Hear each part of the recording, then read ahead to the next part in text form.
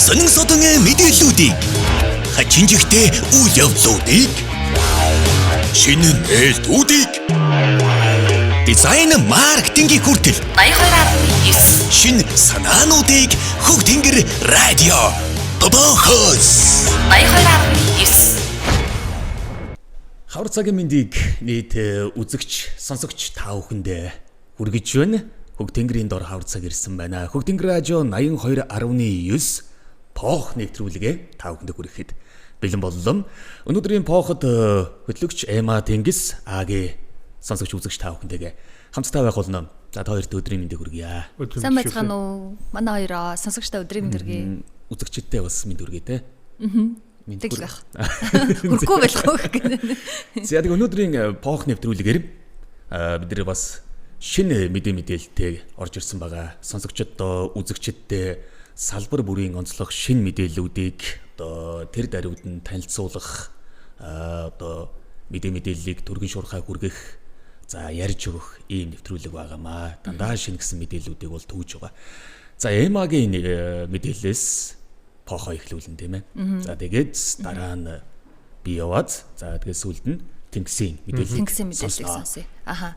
За одоо миний хүрэх гэж байгаа мэдээлэл сонирхолтой гэхээсээ илүү хүн болгон жоохон анзаарахтай байгаад хэрэгтэй гэдэг тал руугаа юм болов уу гэж бодож байна. Америкийн нэгдсэн улсад болсон үйл явдал 9 настай хүүхэд YouTube сувгаас үзэж сурсан аргаараа найзынхаа амийг авралаа гэсэн сонирхолтой мэдээлэл байна. Вау. За Америкийн нэгдсэн улсад 9 настай бага сургуулийн сурагч хүү YouTube-ээс үзэж сурсан анхан шатны тусламж үзүүлэх аргаараа найзынхаа амийг аварсан гинэ. Тэгээ ямар арга байсан гэхээр тодорхойлбол Америкийн Хойд Каролина мужийн бага сургуулийн сурагч Джейсон Бренч найзуудтайгаа сакс тоглож байгаа үед 7 настай Дони Муур гэдэг хүүхэд ямар нэгэн зүйлд хахаад талбай дээр ухаан алдаад унсан байгаа юм. Тэгээ тэрийг 9 настай хүүхэд гэдэг чинь бас л жоохон хүүхэд штэ.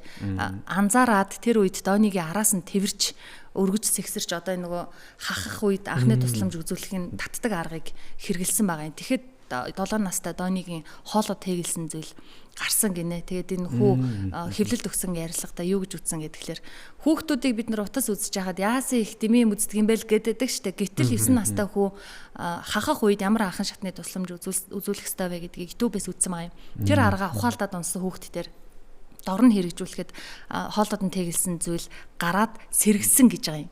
Тэгээд сургуулийн захиргаанаас одоо хөөрхөн жижиг арга хэмжээ зохион байгуулад багш нар одоо ээж аав нарын цуглуулж агаад амийн аварсан 7 настай Дони болоод 9 настай энэ Джейсон хоёрыг сургуулийн коридороор хөтөлцүүлээд явуулсан гинэ. Тэгээд энэ хүүхдэд маш их уран болсон, мэдээж амь хаврагдаж байгаа хүүхдүүд нь баярлсан, эцэг эхчүүд нь баярлсан ойлгомжтой. Хамгийн гол нь сургуулийн ойр орчинд байгаа хүмүүст хүүхдүүдэд сайн жишг болсон. Тэгээд одоо би бодоход төгшүүртэй санагдсан. Хүүхэд байтугай том хүмүүс хүртэл ингээд нийлээд юм яриа сууж хахад хэн нэг нь ширээгээд ирлээд одоо хагсан байлаа гэж бодоход тэрийг ядарсандаа дуг хийсэн байлаа гэж бодох юм уу, юу гэж бодох юм.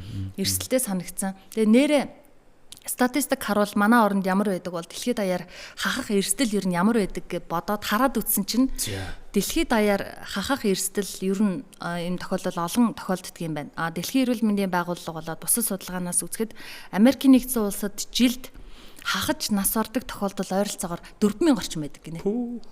Ерөөсөө хахах Пох байна тий. 4000 орчим байдаг гин. Тэгсэн бас Их Британд жилд 300-аас 400 хүн энэ шалтгаанаар нас ордог гэсэн ийм судалгаа тооцоо байдаг юм байна. Тэгэд яг нарийн сайн тодорхой тоо байхгүй. Гэхдээ эрсдэлт бүлгийн хүмүүс гэж байгаа. 5-аас доош насны хүүхдүүд, өндөр настай хүмүүс, сэтгэц эрүүл мэндийн хувьд ямар нэгэн асуудалтай хүмүүс энэ эрсдэлд илүү өртдөг.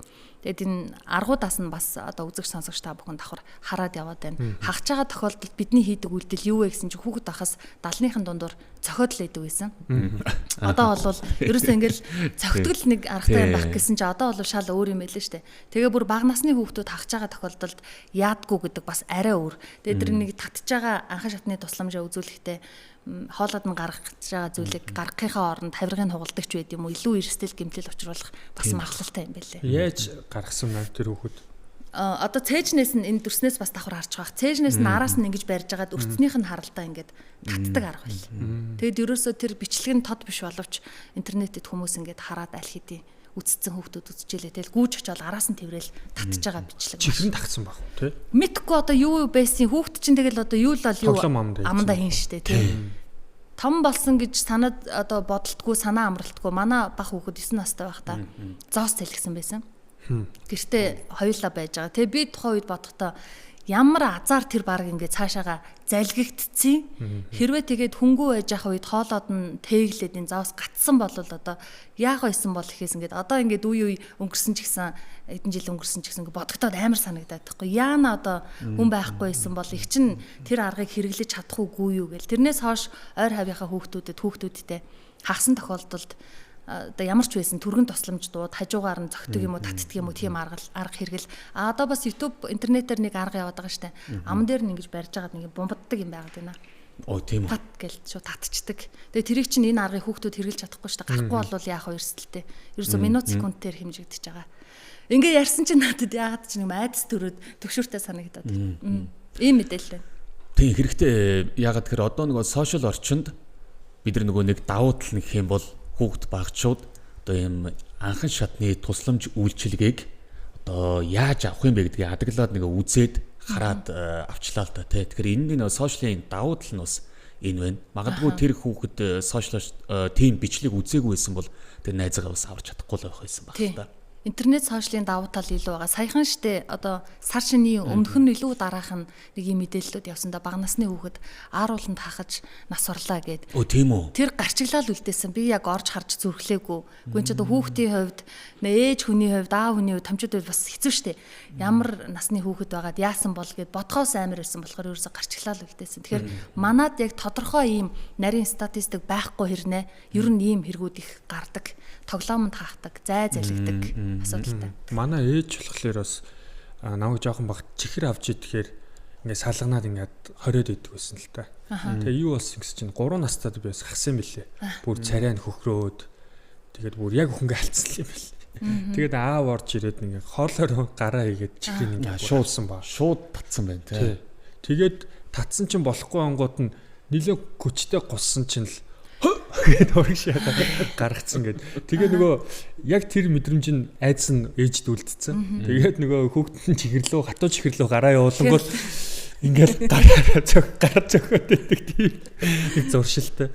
Тэгээд ерөөс надаас чихэр нууж өссөн. Тэгээд би бол чихрийг одоо жоохон багт бол янзын л олдгол үнэрлдэг л хүүхдэл байсан маа. Тэгэл тэр чи олол идэн штэ.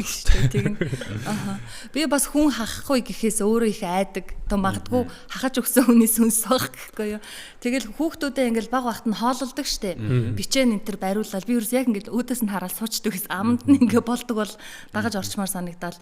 Залгихт нь ингээл давхар залгаал нэг юм айдас ялтчгүй суучдаг. Хүүхдүүд бол тэнгис бол өөрөө мэдэрч штэ. Би болохоор хүүхдүүдээрээ яана гэлстэ яхаа мэдтгүй амар. Бараг үйлчих гэдэг те. Ер нь бол хүүхд гахахаар нэг мэднөө аргыг мэдээд байгаа ч гэсэн тэгээд гарахгүй жоох удахаар ер нь эмэгтэй хүн битэл эрэгтэй хүн ч гэсэн ингээд сандраад учаа болох ойлчт юм билэ. Бараг л ингээд яана яах вэ гэж орилчдаг юм байлээ л дээ. Тэгээд одоо ч нөгөө ийм мэдээллийн 900 хүн гар утсаараа одоо мэдээлэл хүлээгээд авчдаг болсон учраас уншаад үздэг болсон учраас бас харьцангуй эцэг эхчүүд маань энэ төрлийн аргуудыг мэдж байгаа бах. Яг тэр 80-90-ад оны үед нөгөө мэдээлэл бас хомс байсан үед бол хүүхдүүд ямарсан намайг бол манай ээж хахад бол сандарсандаа орлоо шийдсэн л гэсэн. Тэгвэл аргыг мэдгүй учраас сандарсандаа орлоо шийдсэн. Тэг хинээс ч энэ хүүхд чинь гахах юм бол орлоо шийдчихэж байгаараа гэдэг юм сонсцсон юм шиг байна. Тэгээ орлоо шийдсэж азар нөгөө миний тэр хоолоо дээр тэгээс юм гарсан ба тэр хүүхэд нөгөө агаар дээр surprise болоод тий сандрангуудаа бас хариу тийм цочмог үйлдэл хийдэг гэж болох юм тий. Ямарсан намайг бол нэг орлоо шийдсэн. Гэхдээ яг шинжлэх ухааны аргаар бол хүүхэд хахахад орлоо шийднэ гэсэн юм баг шүү дээ. Байхгүй байгаа байхгүй юу. Сайн туршлага арга байхгүй шүү дээ. Эцэг эхчүүд маань сайн анхаараарай гэж одоо хэлээ да тий. Би бас нэг 2 жилийн өмнө хахаад хүнгээ алдсан. Шүлэндүгийн хатуу банш байдаг шүү дээ. За тэрийг л үлссэн. Стог босчихсон чи. Хажуудаа нэг шүл тавьчихсан. Баншин ингээл амруугаа 2 зэрэг хийгээд амар үлссэн. Олон цаг явж чагаад. Тэсэн чи тэр нөгөө баншныхын хажуу талд нэг юу ит юм бэ? Нэг дутуу шарагдсан ч юм уу? Хатуу гурил үүд юм бэ? Тэр нь ингээд хоолой зураад орчиж байгаа. Амар юм яриад шүү дээ. Тэгээд цус нь ингээ олгодод Тэгээ ходоо цусаар дүүрээд тэгээд шилнэгөөс шууд гараал гэрлүүгээ харьяа эсвэл одоо төмөр замын имлэг орё гэ тэ. Имлэг оронгууд угаасаа чамд үйлчлэгээ байхгүй гэж байгаа байхгүй. Бараг л одоо мэдхгүй тэ. Тэгэнгүүт амьсгаа уунгууд тэрэн дээр хахад идэм бэл. Хүүтэй амьсгаа салхин таврын хүүтэй амьсгаа уунгууд л нөгөө юугаараа бөөлсгдсэн байна тэ. Хоолой зүсэгдсэн. Тэр чинь одоо харах нэг хэлбэр баг л та тий. Тэгээд нэг үхэл баг за ингээл үхчлээ хэлсэн. Нэргөө хахаад хогийн үхлээ гэж тэг бодсон. Тэгээд за гэж нэг янз бүрийн бодол орж иж байгаа юм чи тий. Тэгээд яасан бэ гэсэн чинь эмийн сан руу ороод төмөр замын имлэг рүү орсон чинь нөгөө төмөр замын имлэг чинь тусдаа төмөр замынхны гал имчилнэ гэдэг бичиж байгаа байгууллага юм. Тэнгүүд эмийн сан руу ороод чацарганы тос уугаад тэгээд энэ ч ингээд усуухад л амар хүндүртэй. Тэгээд цэцэрний тос ингээд ойрхон уугаад тэгээд ангаагаад нэг яасан аргалсан. Эмийн санчин зөвлөгөөр. Тэр бол миний амьдралын бүр амар 10 минут байсан. Одоо тэгээд санаанд ороход л амар байгаа үсттэй энэ тухай бодоход хүүхд хахахаар чи эмэгтэй хүн чи бас айгүй сул дараа гэдэг нь мэддэгдээд байдаг шүү дээ. Бас нэг бага хүүхдээ шарсан дахиа идүүлж хагаад гаднаас нь харахад бол зүгээр шарсан дахиа. Тэгтэл тэр чин дотор нь судас шүрмсийн тасдахгүйгээр авчиад ингээ бөөгнүүлээд шартсан. Ингээл бас босоод ирэн гут нь би чи ингээ давхар салгалаад нуруулуун цогчээд л гарсан уу гэдгсэн чин миний хүүхдийн над руу харж байгаа харц бүр одоо би бүр ингээ ярьсан чи бараг ойлгох гээд шүү дээ. Харцсан гарсан уу гэсэн чи гараагүй гээл тэгдээ. Хаанаас нэг хүн амын нух гэж байгаа юм надад ингээд төгшөр сонсогдож байгаа байхгүй. Тэгэл хуруулуун амруу хурууга хийгээл хилнийх нь уг руу дарсан уу юу ч баригдахгүй юм. Тэгсэн чинь хүүхд чинь нөгөө рефлексээр хөө гэд огих мэдрэмж гараад тэгэл шалан дээр унаа. Тэр ерөөсөө нэг хэсэг миний тооноос гарахгүй унтгаал хөвтгээр тэр бодогдоод тэгээ нөгөө харцсан бодогдоод гарсан уу гэдгсэн чинь ээж нь шидтэй юм шиг над руу хараад идэг. Хэрвээ би тэр үед гаргаж чадаагүй бол яана. Хитрхи айсандаа болоо миний чих тэр чигтэн таглараад амын нух гэдгийг сонсоогүй бол яана гэж бодсон чинь амар санагдаадсан. За өнөөдрийн похч юу болчих төмөр. Яг го тэнцийн энэ саяны кейсэн дээр бол хэлгээд те одоо залуучууд маань 1000 үлссэн ч гэсэн те яарч юм итэж болохгүй нэ шүү гэдгийг одоо бас сануулж хэлье те. Юмыг яаж мэдгүй зөвхөн бага насны хүүхд хахахгүй шүү те. Насанд хүрсэн хүмүүс ч гэсэн хахсан. Тий. Шөлөндөөгийн шарсан байш болгоомжтой идэж чахаарай. За дараагийн мэдээлэл гэх юм бол миний мэдээлэл байгаа. Энэ удаад бол ийм цоошин одоо гайхалтай ийм хиймэл эрхтэн гэх юм уу? Титан гэдэг одоо материалаар хийгдсэн хиймэл зүрхтэй холбоотой мэдээлэл бол байгаа. Энэ хиймэл эрхтэн гэсэн ч юу юм бэ? За энэ болохоор дэлхийд ердөөсөө титанаар хийгдсэн хиймэл зүрхийг амжилттай болгосон яг уу энэ мөнхийн явдаг юм байна л да. Тодорхой хугацаанд буюу донор олдох хугацаанд энэ титанаар хийгдсэн хиймэл зүрхийг одоо хийдэг юм байна, орлуулдаг юм байна. Тэгээд донор гараад ирэхээрээ буцаага титан зүрхээ аваад нөгөө яг донорынхоо зүрхийг бол хийдэг юм байна. Тэгээд энэ болохоор Австралиэр бол хийсэн юм байлээ. Одоо энэ титан зүрхийг тэгээд хиймэл зүрхтэй 100 хоног амьдэрсэн гэдэг нь одоогоор бол титан зүрхтэйгээр хамгийн удаан хугацаанд амьдэрсэн одоо хүнээр тодорсон юм байлээ. Урд нь бол 5 хүн титан зүрхтэй байсан. Гэхдээ 100 хоног бол яваагүй. Тэгээд тэр 5 хүн тавл Америк. За энэ 6 дахь нь болохоор Австрали ийм залуу байлээ.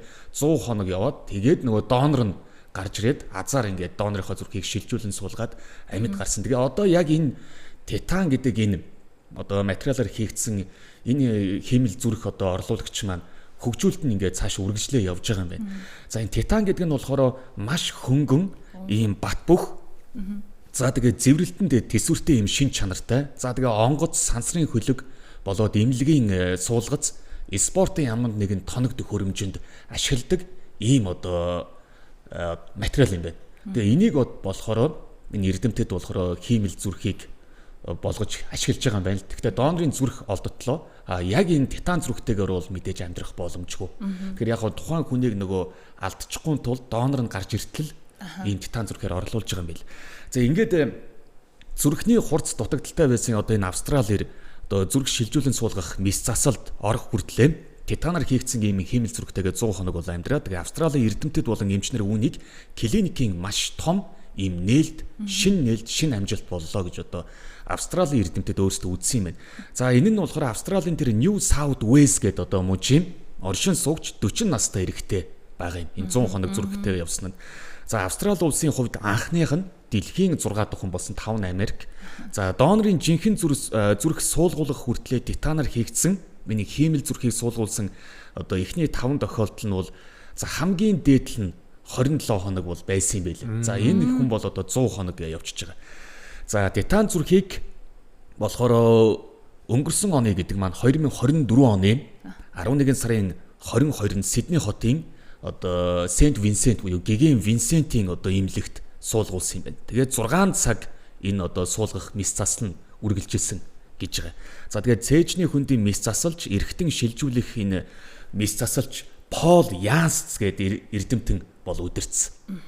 За өвчтөн бол Америк нэгдсэн улсын Калифорни төвд тэр Biovecore гэх компани бүтээсэн ийм титан зүрхтэй бол байсан байлээ. Тэгээ компанийн нэр нь болохоор тэр Biovecore гэх компани титан зүрхийг хөгжүүлж байгаа. За тэгээ энэ компанийн хиймэл зүрх нь бол клиникийн судалгаа шинжилгээний эхний шатандаа бол явж байгаа. Тэгэхээр хөгжүүлэлт нь бол яагаач байгаа байхгүй. За тэгээ зүрхний шигдээс зүрхний ишеми зэрэг өвчнөөс болоод зүрх гэмтэж за ажиллагаа нь алдагдсанаас болоод зүрхний дутагдлалд орсон өвчтнүүдэд зориулж бүтээгдсэн ийм шин одоо бүтээл юм байна. За тэгээ энэ компаниг үндэслэгч нь бол өөрөө Австралийн эрдэмтэн юм бил. Австралийн тэр биоинженер Даниэл Тимс гэдэг хүн энэ одоо зүйлийг сэдэж санааг нь олоод одоо хөгжүүлээ явж байгаа. Яасан бэ гэсэн энэ эрдэмтний Тимс гэдэг энэ залуугийн өөрийнх нь амьдралын туулж өнгөрүүлсэн эмзэглэл дээрээс ийм зүйл одоо зохион бүтээе гэсэн санаа төрсөн юм. Яасан гэхээр энэ одоо инженер Даниэл Тимсийн аав нь зүрхний өвчний улмаас нэг ёсонд одоо бурхан болцсон. Тэгээ энэ өөд болсныхоо дараа энэ залуу бол те аавд нөгөө донор олдоог юм бил. Тэгээ донор олдоог учраас яаж донор олдтол одоо ийм асуудалтай аав шиг ийм асуудалтай хүмүүсийг түр торгоон барих вэ гэдэг ийм одоо бодол дээрээс нь энэ одоо Даниэл Тимс гэдэг инженер залуу бол энэ титанаар хийгдсэн зүрхийг бол зохион бүтээсэн. Тэгэхээр яг нөгөө амьдралынхаа цохилтоос одоо урган гарсан санаа байгаа юм. За тэгээд олон 10 жилийг одоо зориулсан юм билээ энэ Тимсгээ залуу энэ судалгааныхаа ажилд маш олон 10 жил гэдэг чинь бол 20 30-аад жилийг л зориулсан болж таарч байгаа. За тэгээд Тимс болохоор энэ Biovecore гэх компани өөрийнх нь хэлсэн үг байгаа. За манай компани бол манай хиймэл зүрхэнд итгэл найдар үзүүлсэн өвчтөн болон түүний гэр бүлийнхэнд маш их одоо талархаж байна. За тэдний энэ зөрөгтэй алхам өөр олон өвчтнүүдэд энэ технологиг ашиглах замыг бол нээж өгөх болно гэж одоо ингэж ярьсан юм байна. За тэгээ Австралийн засгийн газар нь бол энэ Biovecore гэх компаниг хиймэл зүрх бүтээх олон нийтэд таниулах ажилд бол 50 сая $50 хөрөнгө оруулалтыг бол одоогоор хийгээд байгаа. За тэгээ дэлхийд даяар жил бүр одоо нэг тоон статистикийг нь одоо бас явах гэж байгаа. Жил бүр 23 сая гаруй хүн одоо зүрхний ийм дутагдлаар шаналдаг юм байна. Нэг өстө донор хэрэгтэй болдог гэсэн үг. Жилд 23 сая хүн. Үүнээс 60000 л донортой болж чаддаг. 23 саяын 60000 цаашаа амьдрах боломжтой үлдсэн нь одоо зах зээл тий ямар ч амьдрах боломжгүй маш их тий боломжгүй нэг өстө 23 саяас 60000 амьдрал үлдсэн нь одоо тэгээд одоо хувь тавилангаараа шийдэгдэж байгаа юм асуудал байдаг юм байна. За тэгээд энэ зүрх судас гэдэг нэгэнд одоо ярьсных те зүрх судастай холбоотой цөөн хідэн би бас өөрөө үнэхээр пөөх гэж бодсон нэг тоон баримтууд. Гэхдээ манай улстай бас эргээд холбоотой юм. За эмчлэх боломжтой нас баралт гэж үздэг юм байна. Зүрхний одоо янз бүрийн юм эмгэгийг эрт илрүүлэх юм бол. За тэгээд 50-аас 69 насны эрчүүдэд дийлийнх нь 50-69 наснд эрчүүдэд их тохиолддог гинэ. За тэгээд жил дунджаар манай Монгол улсад 17000 гаруй нас баралт бүртгэгддэг юм байна нэг жилд. За үүнээс 3 нас баралт тутмын одоо нэг нь сэргийлж болох байсан гэдэг ангилалтай ордог юм байна. За мөн 3 нас баралт тутмын 2 нь эрэгтэйчүүд байдаг юм байна. За дундаж наслалт бол одоогоор 71-ээс 72 байгаа юм байна. Тэгээ энэ нь 1980-ад оны сүүл 90-ад оны ихэнтэй харьцуулах юм бол одоо 8.5 жилээр дундаж наслалт маань бол өссөн байгаа юм байна. Тэгэхээр 80-ад оны сүүл 90-ад оны ихэр маш их нас баралттай байсан ийм он жил болж таарсан. За дээрэс нь эрэгтэй эмэгтэй хүмүүсийн хүүсийн зүрх бол 10 жил байгаа юм байна. Эмэгтэйчүүд 10 жилээр илүү насалж байна. Тэгээ насалж байна. Одоо эрчүүд маань 10 жилээр богино байгаа юм байна. За дээрээс нь тий ажил хөдөлмөр эрхэлдэггүй эрчүүдийн нас баралт өндөр гэж гарсан юм байна. Энэ саяхны судалгаа. Ямар нэгэн ажилгүй ажил хөдөлмөр эрхэлдэггүй одоо эрчүүдийн нас баралт өндөр байна гэж. Тэгсэн үүнээс одоо аимшигтай нь төрөлтийн эндэгдэл байдаг юм байна. Төрөлтийн эндэгдэл манад Монгол улсад маш өндөр гэж гарсан юм байлээ. Одоо нас баралтын шалтгаануудад. За тэгээд нас баралтын нөгөө тэргүүлэх 5 шалтгаанд нь бол хамгийн түрүүнд одоо тарих одоо зүрх судасны асуудал. Тэгээд тархины асуудал. За тэгээд элэг ходооз, уушигны хатгаа. За тэгээд төрөлтийн эндэгдэл. Төрхийн хүндрэлээр одоо эндж байгаа. За тэгээд сүрье гэдэг ийм тэргүүлэх 5 6 шалтгаан бол манад битгийл дэлхийд бас тэргүүлж байгаа юм байна. За дээрэс нь газар зүүн бариллаар нь ингээд судалгаа бас байна. Аваад үзэх юм бол Улаанбаатар хотод тарих зүрх судасны одоо зүрх судасны өвчлөл нас баралт бол бусад аймагуудаас хамгийн өндөр нь Улаанбаатар хотынх. За харин орон нутагт болохоор халдвар төвчний нас баралт Улаанбаатар хотоос өндөр гарсан юм байна. Халдвар төвчний. За тэгээд бүр сонин статистик гэх юм бол нэг юм байна. Нас баралт бүртгэгдсэн эрүүл мэндийн байгууллагын одоо статистик байдаг юм байна. Хамгийн сонин нь ердөөсөө анхан шатны одоо эмнэлгийн тусламж үйлчилгээний төв дээр нас баралт хамгийн өндөр гардаг юм байна. Сумын эрүүл мэндийн төв, өрхийн эрүүл мэнд гэдэг газар хамгийн их нас баралт гардаг. Тэгээд хоёрт нь аймаг дүүргийн эмнэлгүүд. За тэгээд нөгөө төрөлцсөн эмнэлгүүд буюу улсын 1 2 3. За тэгээд төрөх эмнэлгүүд, хувийн эмнэлгүүд гээд. Тэгээд хамгийн сонин нь сум, өрхийн эрүүл мэндийн төв дээр нас баралт маш өндөр гардаг гинэ. Энэ нөгөө тарих зүрх судасны асуудал ингээл очоод тэгэл ухаалтаа унцдаг юм шиг байгаа. За сэргийлж болох нас баралтын 5 хүн тутмын мэдээж 3 нь Улаанбаатарт бол байгаа. За ингээд нийлүүлээд ингээд бацхаар түрүүний дээр эргээд нөгөө титан зүрх рүүгээ орох юм бол миний хувьд бол ач холбогдол шийдэл гэх юм бол мэдээж донор олдтол тэр хүнийг торгоон барихын тулд энэ титан зүрх хөгжүүлэлт цаашдаа улам хурцтай яваасаа гэж хүссэн. За санаа нь бол мэдээж тухайн хүний амьдрал тохиолдсон цохилтуудаас бол ямар нэгэн шин шилдэг санаа бас төрөн гарч болдгийм байна гэдгийг бол ойлгосон. Тэгээд энэ мэдээллийнхаа төгсгөлд бол одоо нийт монголчуудаа дамаа ялангуяа ингээд тэр эрт илрүүлэгт орсон хүмүүсийн хүүсийг нь харахаар манай ирчүүд бол маш бага хамрагдаж байгаа юм билээ. Тэгэхээр 2025 онгороод удаагүй байна. Эрт илрүүлэгтээ ирчүүд минь залуучууд минь те ер нь монголчууд минь одоо хамрагдаарай гэж одоо хэлмээр урайлмаар одоо байгаамаа. Тэгээ яг энэ урайлгаараа өөрийнхөө мэдээллийг өндөрлөө. Саяны титан зүрхийг яг хуу нэг хийцний дараа одоо нэг хүнийг аварчлаа л та тий. Өөр донорын зүрх болгоцсон.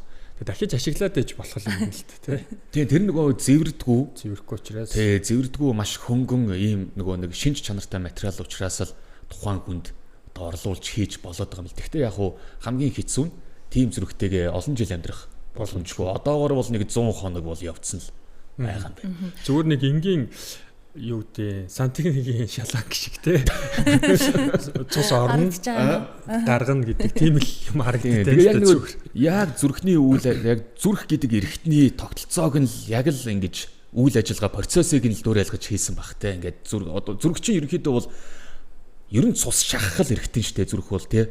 Яг л ингээд цусыг мөнхийн шахчихдаг. Тийм эрхтэй учраас хамгийн чухал хамгийн бас амар нөгөө дүлий гэдэг шиг те мэдэгддэггүй. Үе хатгуулаа явж ер нь үе хатгуулаа зүрх нь хатгуулаад байдаг байсан юм аа гэдэг үгийг бол өстой би нэр амар олон сонссон. Тэгээд нэг л өдөр ингээл пак гэл авчдаг юм билээ зүрх бол хамгийн амжилт. Титан зүрх гэсэн чинь надад эхлээд бүр яаж энэ цээжин дотроо дааж явах юм бол гэсэн бодол ингээ өөрөө ирэхгүй төрөөд тэгсэн ядаж нөгөөх нь хумцар ээж болдгоо байх та гэж бодож итэл хамгийн хөнгөн материалаар хийсэн тийм боломжит хөлбөрлөл юм байна л да. За энэ дээр нэг лайжер юм уу та юу гэж унших юм яа сайн мэдэхгүй. Лайгер юм уу? Яг англиар бол лагер юм уу? Лагер гэдэг юм байна. Нэг хөвчлөлтэй амтан байгаа. За энэ нь болохоор арслан одоо эцэгтэй. За бар ихтэй. Нэг марцсан нөхдөд байгаа маа.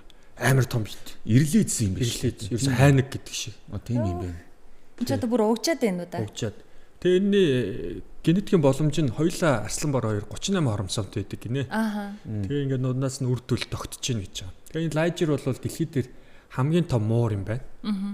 За яагаад хамгийн том муур болж байна гэсэн чинь арслангийн эцгийнх нь ген өс гэдэг гинэ. Генетикийн хувьд. Тэгсэн чинь барынх нь ихийн ген нь өсөхийн зогсоо гэж өсөлтийн зогсоо гэдэг мэдээлэл өгөхгүй байна гэж судлагдсан байна. Анхал геном тий геном. Тэгээд энийг хүн төрөлхтөн 1820 онд анх гаргаж авсныг бид нар мэддэг юм байна. Зөөлогийн хүрээлэнгүүд гэж байдаг тий. Тэгээд дэлхийн амьтны хүрээлэнгүүд амар том юм гоос тий. Амар юм харин арслан бартаага ерөнхийдөө нөгөө биений уртын хувьд ижлэхэн өндрийн хувьд сэрвэний өндөр нь 1.7-оос бараг дээшээгээ 1.4-өөс 1.7 бүр томууд нь бол 1.7-оос дээш. Том бараг шүдлэн үхэр шиг нөхдөд байгаа. Нарахгүй тий. Амар том битээ. Тэгээ зарим нь ийм юутай байгаад байгаа. Мейн гэж хэлээд байгаа одоо энэ сэрвэний үстэй арслангийн зомлон шиг тий. Төрх нь нөгөө ягаад тэгэхээр эцэг нь арслаа учраас. Тэгээд энэ нөхдүүд байгаль дээр амьдарч чадахгүй гэж мэдээж чадахгүй. Ягаад тэгэхээр маш хүнд ястай юм байна. Нар хоёр эмэгтэй хажууд нь зүгээр хүүхдүүд сууж байгаа юм шиг харагдаж байна шүү дээ тийм ээ. Сэрвэнийх нь өндөр юу 400 кг хэмжээтэй гэж байгаа байхгүй. Эрэгтэй. Эрэгтэй нь бол харцсангуу том, эмэгтэй нь 230 орчим кг хэмжээтэй. Бүр маш жижигхэн байдаг гинэ. Би дааж амьдрах боломжгүй байна. Би дааж амьдрах. Энэ зөөлөн ааштай юм биш угжуулаад ингээ илүүлээл гэж. Би дааж амьдрах боломжгүй гэдэг дээр маш сонирхолтой үнэлэлтэй юм ярьжлаа юм л да. Юу гэхээр арслан чинь өөрөө сүргийн амтаа. Тэ? Бар чи өөрөө одоо амьдрах соёлын habit-ийн хувьд ганцаараа ингэж ан хийж амьдрдаг амт юм байна л да. Өөрчлөлийнхөө үеэр өөрчичээд. Тэгээ ингээд гений очролгойц. Би одоо сүргэлж амьдрах юм болов. Наач нэрээ нэг хизээч өөрийгөө олохгүй байна. Өөрийгөө олохгүй гэсэн үг тийм. Гений хувьд би одоо хамт амьдрах хэрэгтэй юм болов. Тийм ээ. Ганцаараа ингээд ангаа хийх хэрэгтэй юм болов. Яах хэрэгтэй юм бол гэж төөрцөн. Тэгээ хоёрдугаарт ангийн тэр амтны нөгөө аратналыг зүн билгийн хувьд тэр нэг сул хөгжсөн. Угаасаа гимгүй амт юм шиг омаач хаас. Тэгээд ингээд яах вэ гэдэг юм бэлээ. Ерөөсө генетик хувьд.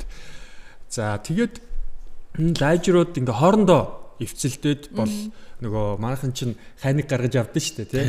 Үхэр сарлаг хоёрын дундаас хайныг гаргаж аваад хайныг нь бол эхний үе дээрээ хүчтэй байдаг тий. Бүх талаараа сүү, сайл, шимээр. Тэгээд тэрнээсээ доошоо амьдрах чадвар нь саран наран ортон болоод амьдрах чадвар нь багасгдагтай адилхан 2 дахь 3 дахь үе гэж юу байхгүй байдаг шүү. Үр тогтчихгүй. Тэгээд маш ховор үр тогтдог гэдэг байгаа. Тийм сонь нөхдөд байгаа. Жилд тэгвэл эн чинь төл мүл гэж юм хаяхгүй нь шүү тий. Ер нь бол маш ямар сони юм тий. Тэгвэл бас нөгөө гентэйг л холбоотой юм байна л да. Тэгээд энэ энгийн арслангаас магаар том байгаа шүү дээ тий. Бондоос удаа хөдөлгөөнтэй нэг зөөлөө нэг гэж харагдчих тий. Надад болохоор нөгөө сэлбэн соёот гэдэг нэг Google-ийн канон дээр эртний мөслөгийн үе амтан байсан. Урт соёо хийчих юм бол тэр шиг. нөгөө Ice Age-ийн сэлбэн соёоторхоо нөгөө мөслөгийн үе тий. Жоохон ийм зогдортой. Тэгсэр нэг ийм том аратан байгаа даа. Ястай одоо ажиглах олон жилийг судалгаа хийх л амт юм байна л да. Тэгээ энийг бол Солонгос бол энэтхэгүүд их үржүүлж байгаа гинэ. Гаргаж авч байгаа. За өөр чин тэгээ том хэмжээтэй боловч хурд байхгүй. Угсаа юм үнэ шиг урт гизтэй ийм амтад болохоор хурд мурдны талаар бол асуудал ихтэй. Ингээл нохоо шиг тийжээчих юм шүү дээ. Тийм маш хүнд биетэй, өндөр урттай. Ийм нөхдөд байгаад байна. За биологийн хувьд бол энэ өөрөө нэг тийм сайн одоо тий зохицомтгой геномтой биш одоо юу гэдэг хоёр шал өөр юм нийлүүлээ мутацлцсан болохоор зөвөр бараг л хүмүүсийн тоглоом хүүхдүүдийн зугаал болчихж байгаа. Яг үндсэндээ эдний амьдралын юм аяг мангар өрөвдөлтэй юм бэл. Ингээл өдөржингөө хөвтчихэдэг тий. Тэгээд их амгалан тайван одоо байгаль ихтлэгийн тийм хатуу ширүүн нөхцөлд амьдрч үзээгүй учраас нэг тийм амгалан тайван ийм нөхдүүд байна гэдэг. Ийм Liger гэдэг тоо. Lager гэдэг нэг пяб байд шүү дээ, тэ. LIGER гэдэг нэг ийм нөхдүүд байгаа. Эсвэл нөгөө хүн төрлөختний өөрсдийнх нь ийм шин зүйл дуртай шүү дээ хүмүүс тэ. Одоо тэгээд ийм сониуч байх дуртай. Тэгээд нэг хүмүүсийн өөрсдийн сониуч байх, яах бол дундаас нь юу гарах бол нөгөө талаас бас шунал байж магадгүй тэ. Улам нөгөөтгөө ингээл энэ хоёрыг хооронд нэвсэлдүүл. Зарим нэгэн ийм геномын асуудлууд чинь бүтлгүүддэг зөндөө тохиолдлууд байна шүү дээ, гаргаж авч чаддгүй. Сүүлд чинь бол бүр арслан зааны нөгөө генийн судалж байгаад арслан зааныг энэ цаг үед авчирнаа, гаргаж ирнэ гэсэн чинь арслан зам биш нэг сонио хулган шиг юм гадаа авцсан байсан. Жижиг нөө жижиг. Тэгэхээр энэ нэг чинь бүтлгүй болдог тохиолдлууд байдаг. Энэ бол яг бүтэлтэй болцсон. А гэхдээ бол мэдээж 100% хүмүүсийн асаргаанд л байх л юм Гэхдээ нөгөө судалгааны хувьд бол тухайн эрдэмтэд нь бол амжилттай л болцсон юм байна л да. Тэгээ гаргаад авцсан байна. Тэгээ гаргаад авцсан. Тэгээд энэ нөгөө бар эцэгтэй арслан ихтэй байх юм бол эрслэн ихтэй байх юм бол тайгон гэдэг байгаа. За. Тайгон гэдэг. Тайгон нь гэхдээ лайжераас жижигэн бийтэй. Лайжер нь болохоор лайн буюу арслан аавтай. Бар ихтэй. Эхнийхээр нь л тэгээ нэрлэж байгаа юм шиг. Эхнийх нь лайжер, тайгон гэдэг нэрлээд байгаа юм лээ. Тэгээд бүр энэ чи анхны судалгаа нь ингэсэн гинэ. Сибирийн бар. Тэгээд цасны бар тий. Цагаан бар. Тэгээд өөр нэг энгийн бар. Хоёрыг хольж бас үдчихсэн юм байна. Энэ лайжерыг бас нэлээд гаргаж ирэхээс өмнө арслан бар хоёрыг нийлүүлэхээс өмнө хоёр өөр төрлийн барыг нийлүүлж үзээд гэхдээ ер нь бол үр тогтолт нь маш бага байдаг. Тэгсэн ирнэ гарч ирсэн байна. Бас нэг дундын бар. Тэр нь болохоор бас зогдор мөгдөртэй сонин бар гараад ирсэн байсан. Тэгээд энэ лайжерыг бид нар ягаад миний хувьд ягаад гаргаж иж байгаа юм гэхээр тайгн нь бол ойролцоо. Гэхдээ жижигхэн бит. Лайжер нь бол энэ хүнд лакс бит. Ийм амт байна.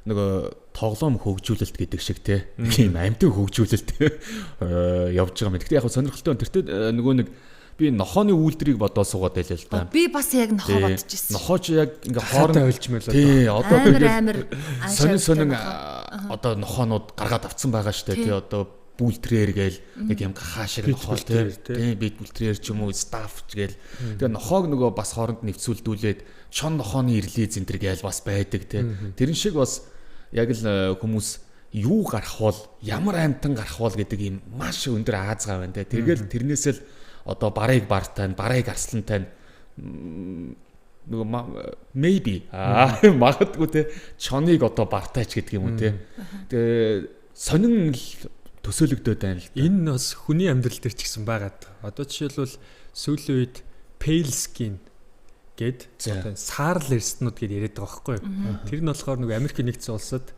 харууд, өнгөд эрстнүүд, тий, цагаанууд, Азийн шарууд дөрүүлэн гэрн цус сэлгэцэн нөхдүүд нь ерөнхийдөө өнгөд эрстэн гэдэг хэцүү pale skin гэдэг эдрийг нэрлэдэг байгаа юм л да. Саарл тий, ийм цонхгор одоо монголоор орчуулах юм бол цонхгор эрстнүүд. Тэгээ шинэ арстан бий болцсон л хэтэр. Нэрэл тэх юм биш үү те. Тийм байна. Энэ саяын амтныг харсан чи энэ бол хөөрхөн л юм байна те. Амтныхаа хүрээлэн зөөлөн амьдарч байдаг. Сая агийн нэг цус ярьлаа штэ. Нохооны тухай. Тэгээ тэр нохоог нь гэртээ авч тижээж байгаа. Тэг хүн рүү дайрж байгаа, хүүхд рүү дайрж байгаа. Тиймэрхүү явдлуудыг харахаар бас амар санагдаад байдаг. Саяхан Оросд илүү хүүхдээ тэр нохооноос хамгаалаад нэг ээж ингээд дараа твтцсан. Цус нүчтэйгөө холилцсон. Тэгээ тэрийг харснаа л яана бурхан минь өстой. Амтнд бол амтэн штэ. Хүмүүс нохоо хөтөлж явж хагаад нохоо хазахгүй гэд эзэд нь тэгээд идэг штэ. Тэр яг хазгаа өрөх юм бол тэр эзэн ямар шийдэх юм биш. Нохоо шийдэл хазан штэ. Тэгээ яг хазахгүйг нь мэдж байгаа биш тэ гэж бодвол хошуувчтай л явмаар юм шиг санагдаад. За тэгвэл одоо ингээд хошуувчтай явж байгаараа гэдэг үгээр өнөөдрийнхөө бүхийг өндөрлөе. Өнөөдрийн Поки Ферц нариулагчаар Бямба хөтлөгчөөр Эма Тэнгсагийн сонсогч үзэгч та бүхэнтэйгээ хамтдаа байлаа. Тэгээд гадуур одоо 100 цаг ирж байна. Яг л нөгөө Green Tea-ээр хамтдаа нохтойгоо дагуулж салхилах, алдаа алхах ийм тохиолдол ихсдэг. Тийм учраас өөрийнхөө болон бусдын аюулгүй байдлыг хангаад одоо Green Tea-ээр одоо ялангуяа нохоон дээр тийм Монгол бол одоо учир зүггүй очиод нэг хасаатай шүү дээ тийм. Гайг бах. Тэгэхээр хошуувчтай явж байгаараа гэдэг бас үгээр похо өндөрлөё. Намттай бас нийт үзэгч сонсогч та бүхэнд маш их баярлалаа. Баярлалаа. Дараагийн шин мэдээлэл шин похороор одоо иргэн уулзлаа түр баяртай. Хүүхдийн радио сонин содон мэдээллүүдийг хачинжигтэй үйл явдлуудыг шинэн ээлтүүдийг дизайн маркетингийн хүртэл 82.9 шин санаануудыг Хүүхдийн радио Тобохос 82